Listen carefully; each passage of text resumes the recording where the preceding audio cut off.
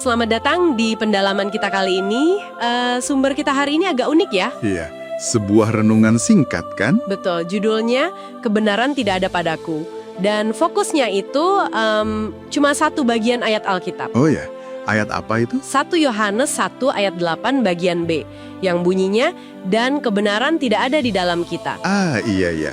Ayat yang cukup terkenal itu. Nah, misi kita di sini mau coba bongkar apa sih makna ayat ini menurut argumen renungan tersebut. Terutama soal hubungan antara mengakui dosa sama menemukan kebenaran gitu ya. Persis, kita telusuri koneksinya. Oke, siap ya? Mari kita mulai. Renungan ini langsung to the point loh. Apa jadinya kalau kita bilang saya nggak punya dosa? Nah, itu dia. Menurut teks ini, dampaknya itu lebih dari sekedar menipu diri sendiri. Bener nggak? Tepat sekali. Renungan ini menekankan penyangkalan dosa itu bukan cuma soal ilusi pribadi. Oh. Jadi, yang lebih fundamental menurut argumen teks ini, itu sama aja dengan secara aktif menolak yang disebutnya kebenaran firman Tuhan. Maksudnya gimana tuh menolak firman Tuhan? Logikanya gini, kalau firman Tuhan secara eksplisit bilang semua manusia sudah berdosa. Oke. Ya, kalau kita menyangkal fakta itu, artinya kita menolak otoritas atau kebenaran dari firman itu sendiri kan? Oke. Jadi bukan cuma soal jujur sama diri sendiri, tapi soal sikap terhadap firman Tuhan itu ya? Betul. Jadi ini penolakan terhadap fondasi kebenaran yang diajukan oleh teks renungan ini. Menarik sih cara membingkainya. Nah, terus renungan ini lanjut dengan kayaknya pembalikan logika yang cukup mengejutkan. Yang mana tuh? Biasanya kan kalau kita mengakui kelemahan atau potensi berbuat salah, itu kesannya rapuh, ya nggak sih? Iya, pandangan umum seringnya gitu, lemah. Tapi di sini, Nah, disinilah argumen kontranya. Teks ini bilang, justru pengakuan akan kemungkinan atau realitas keberdosaan kita. bahwa kita bisa salah. Iya, bahwa kita bisa dan mungkin sudah berbuat dosa, itu malah tindakan berdiri di atas platform kebenaran. Wah, istilahnya mantap ya, platform kebenaran. Iya, istilah platform ini penting kayaknya. Kenapa tuh? Mari kita bedah dikit metafora ini. Kenapa pakai kata platform? Apa maksudnya?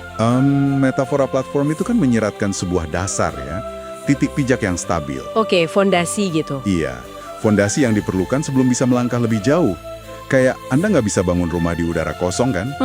Masuk akal? Nah, renungan ini berargumen, Anda nggak bisa bergerak menuju apa yang disebutnya solusi atau anugerah ilahi Tanpa apa? tanpa lebih dulu berpijak pada realitas ini. Kebenaran tentang kondisi manusia yang, ya, nggak sempurna. Jadi pengakuan dosa itu fondasinya. Persis, Platformnya itu. persis. Dalam kerangka ini, iya. Tanpa berdiri di atas platform pengakuan ini, pintu menuju penerimaan solusi ilahi atau anugerah dalam bahasa teks ini Tetap ketutup. tetap tertutup. Ini jadi kayak prasyarat mutlak gitu. Jadi kalau kita ikuti alur fikir renungan ini, mengakui ketidaksempurnaan itu bukan akhir cerita, malah titik awal. Betul sekali. Bukan tanda kalah, tapi langkah pertama yang penting banget menuju sesuatu yang lebih besar, kayak kebenaran dan anugerah itu. Persis, kekuatan argumennya ya di pembalikan ini. Kejujuran radikal tentang diri sendiri, termasuk potensi salah. Itu bukan kelemahan. Bukan. Malah satu-satunya cara untuk hidup selaras dengan apa yang dianggap sebagai kebenaran fundamental.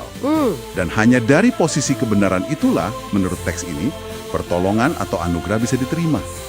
Jadi pengakuan jadi kuncinya. Oke.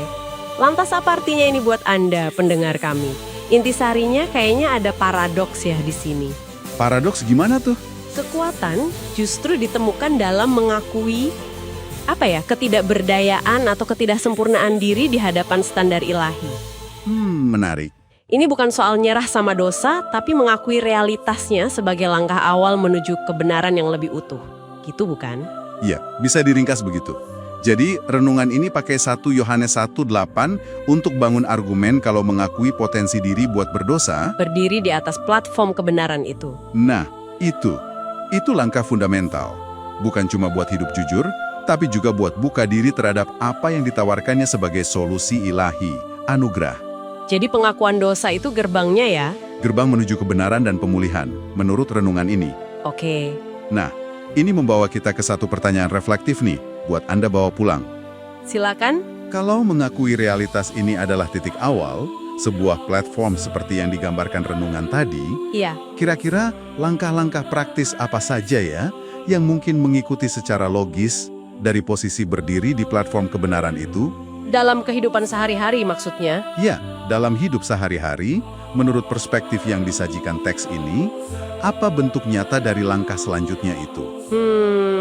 Pertanyaan bagus. Sesuatu untuk Anda renungkan lebih dalam sendiri.